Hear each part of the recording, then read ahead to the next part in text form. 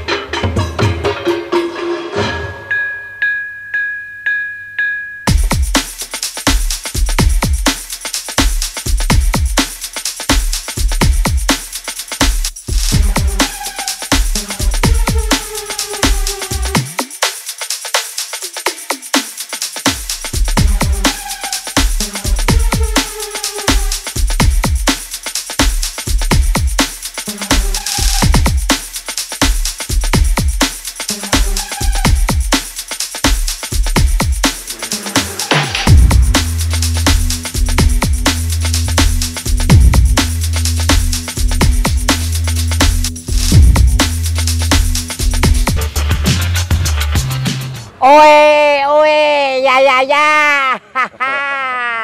Selamat bertemu kembali dalam tayangan Tapak Kocil. Warta cepak komando gokil. Nah, teman-teman, kesempatan ini sangat istimewa.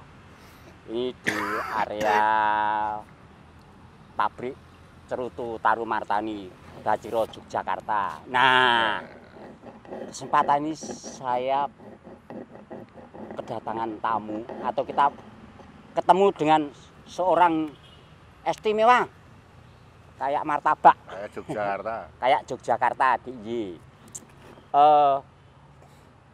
koreografer, penari, gondrong, gagah gede dhuwur, ganteng kaya Gatotkaca.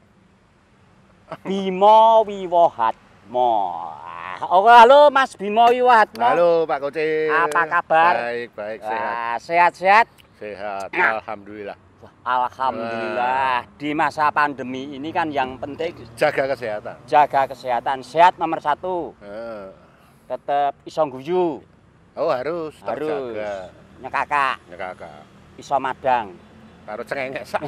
Karo cengengesan. Enak pokoknya ya, Mas. Iya.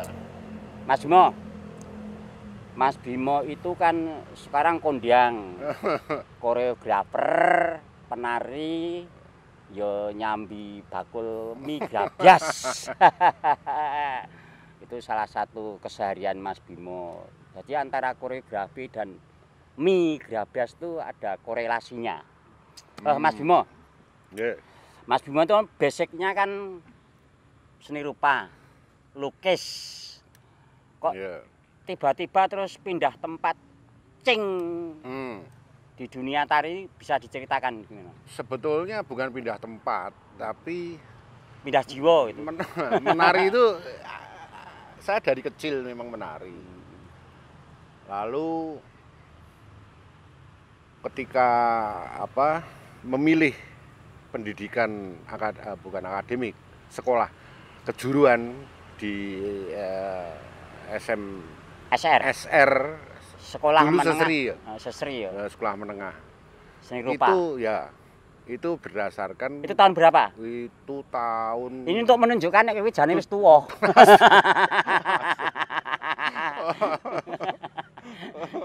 Tahun berapa? Itu tahun 74.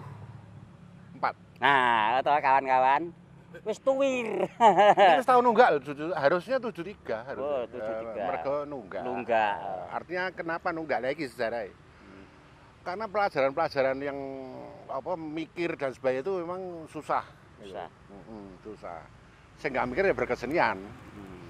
Nggak mikir berkesenian, kebetulan kok nggak berkesenian pokoknya antara nyanyi atau olahraga. Pokoknya seneng-seneng itu ya. Seneng-seneng itu. Pokoknya kayak pramuka ya. Bagus. Kayak pramuka. Di sini senang. Dek sini senang, dek sana senang gitu. Terus? Nah, akhirnya saya memilih waktu itu kan ada jurusan seni rupa. Kenapa nggak memilih tari? Memang itu bukan apa hanya hobi awalnya. Bisa, cuman bukan pilihan ke depan gitu loh. Cita-citanya itu menjadi pelukis. Melukis. Ya entah, pelukis atau apa, tapi berkesenian. Sekolah gambar. Nah, kebetulan diterima di Sesri, lalu ke sana. Sehingga beralih ke tari kenapa? Itu karena kecelakaan sebetulnya Pak Koce. Loh, kecelakaan? Kecelakaan. Terus? Kecelakaan tunggal, artinya gini. Ketika mau ujian, itu selalu aku ada masalah yang kemudian tidak bisa mengikuti ujian itu. Misalnya masalah apa? Problema apa? Usus buntu. Oh, urusan karuan itu. Kesehatan. Di rumah sakit. Terus ngulang lagi berikutnya. Mau ujian lagi tabrakan. Itu kecelakaan toh. Terus yang lidik ya waktu itu ya? Ya harus. Harus. Diajari gelidik karena itu tanda-tanda orang kreatif itu. Oh, gelidik itu sama dengan orang-orang kreatif. Tanda. Tanda-tanda, indikasi itu. Terus? Nah, ketika selesai, kan harus nunggu 1 tahun lagi tuh. Daripada di rumah nganggur, terus kebetulan ada saya dengar Padepokan itu baru. Padepokan Bagong Kussudiardja itu tahun 89. 79. 79. Dan masuklah ke aku ke sana sambil nunggu waktu untuk kemudian mau bangane nganggur gitu ya. Nganggur ngisi waktu. Ngisi waktu sinau ning nggone Padepokan Bagong Kussudiardja. Nggone mogong. Itu pendidikan betul ya. Bapaknya Butet dan almarhum Jadu. Nah, pendidikan di sana kan 6 bulan. Nyantri. Pendidikannya 6 bulan. Nah, setelah selesai 6 bulan, saya mau kembali lagi sekolah. Kembali ke sekolah. Tapi digondeli sama Pak Bagong, jadi aku dipanggil setelah selesai pendidikan itu dipanggil. Kamu ngapain mau balik lagi nih seni rupa? Wis bayar, cat barang larang, kan gitu. Di sini ana cat, ini aja sing anyar sing tau. Nah, ini kene ono cat. Bagong udah ngelukis ya? Udah ini. Pelukis, kondang. Dan lukisannya menghidupi tari, dunia tari itu Pak Bagong. Nah, aku mikir waktu itu, sehari. Lalu besok, karena sudah ditunggu jawabannya besok pagi. Akhirnya tak putuskan, ya wis, aku di sana. Berarti sama dengan disenengi Pak Bagong ya? Kowe disenengi Pak Bagong waktu itu? Kelihatannya ya. Ya campur diketak-ketak barang ya? Iya, itu justru mendewasakan bagi saya, memang seperti itu. Nah, lalu akhirnya sambil belajar di Padepokan sambil mengajar, mengasih dan sebagainya.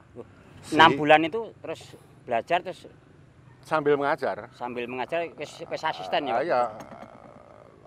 Kan waktu itu jam 6 sebelum ada pelajaran resmi itu ada olah tubuh namanya. Itu teknik tari lah, katanya teknik tari. Nah di sana. Karena modalnya tari itu harus sehat dan tubuhnya ya. Padahal aku rablas. Kok kan bengi itu melek bengi toh. Pada waktu itu beliau itu melihatnya bagaimana aku nggak tahu di sana. Katanya bahwa tubuhmu itu tubuh penari gitu. Semampai kayak rambutnya gini-ginian gitu. Terus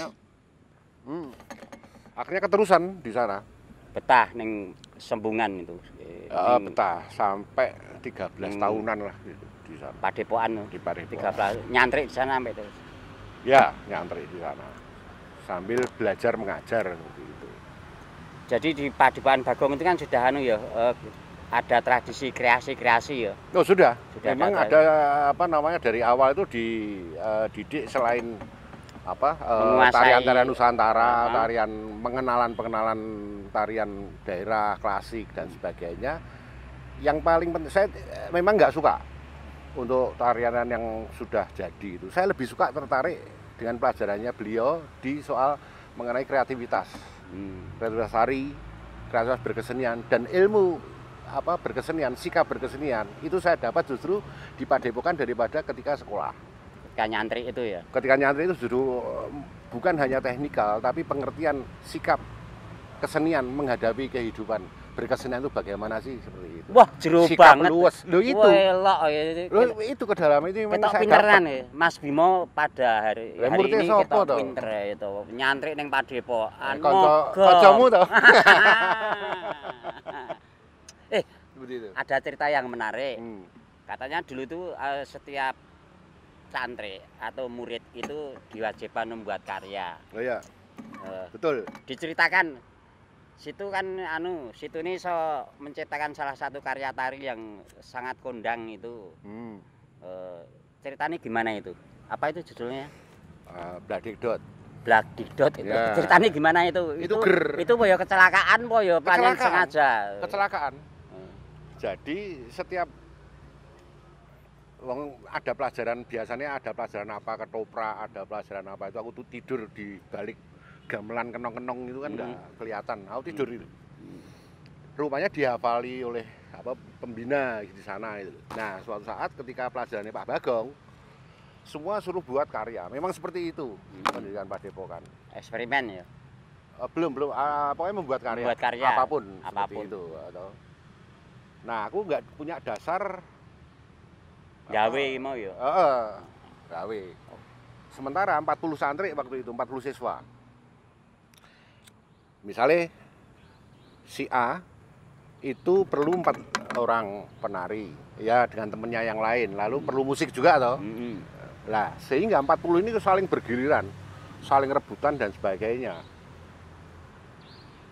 Aku mergo di mungkin teman-teman yang lain apa mikirnya Bimo ini turu apa ya iso gitu kan. Iya. Sehingga nggak ada yang ngajak. Kon bantui enggak gitu loh. Akhirnya yang turun toh. Satu, studio rebutan. 40 orang harus jadi dalam seminggu. Studio terbatas. Buat musik pun harus dari orang 40 ini. Itu pun terbatas rebutan. Nah, dalam tidur, bukan dalam tidur ya, dalam santai itu udah ribet latihan. Aku ya di depan tiduran gitu loh. Ning iki apa ya sing arep tak gawe padahal besok pagi. Mikir itu ya. Pelajarane Pak Bang mulai dicubi kaya apa to karyamu kayak apa kayak bijeke. Presentasi. Bahasa anak modern itu mentereknya itu presentasi. Kowe bijeke. Tapi nggak pernah secara fisikal 1, 2, 3 gerakan seperti ini tidak. Orang tahu Pak prakteknya hanya di dalam otak wae. Urutan pertama seperti ini, kedua seperti ini dan ngawur. Pokoknya asal ketika di presentasian aku siap gitu kan. Sakjane improvisasi. Hanya dalam otak. Wes toh, presentasi. Giliran Bimo. Udah presentasi selesai. Nah tiba-tiba setelah angkatan itu tarian itu dipresentasikan, akhirnya tarian itu suruh diajarkan, diminta diajarkan, dicatat. Lah saya deg-degan toh, metode mengajar pun belum apa, itu kan ada metode pengajaran supaya cepat dimengerti oleh orang lain. Ada hitungannya ya. Ada hitungan, ada metode juga. Ada metode juga. Nah aku belum menguasai toh. Oke. Nah suatu saat tarian itu kemudian sebelum diajarkan ada sesi mendokumentasi karya-karya kreasi baru.